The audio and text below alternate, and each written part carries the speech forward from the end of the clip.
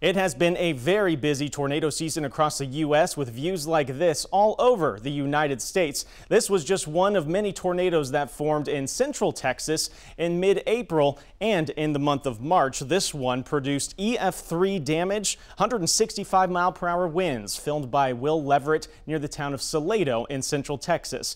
But our busiest severe weather season, or tornado season for much of the country, is still ahead. So how can you be better prepared for tornadoes should they happen where you live? I think the first thing we need to do is take a look at how these storms develop and produce tornadoes. Any storm is generated from warm, humid air rising through a cooler atmosphere, producing rain, wind, and some hail, lightning. But what makes these storms unique is that they rotate on their way up through the atmosphere. They're so unique that they get their own name. They're called supercell thunderstorms. They produce some of the worst weather we can get in the United States, and you can spot them pretty easily on radar. They take on a unique shape.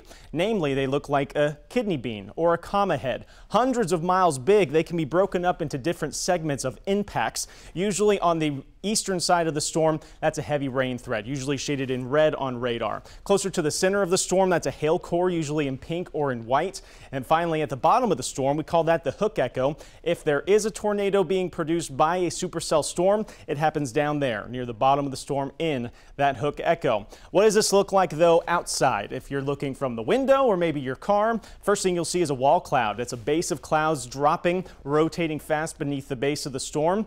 That is going to precede what is eventually a funnel cloud. Not always there before a tornado starts, but usually is. Finally, whenever you see dust or damage being done on the ground, that's a tornado. Tornado warnings are issued, and it's time for you to head to your tornado safe place.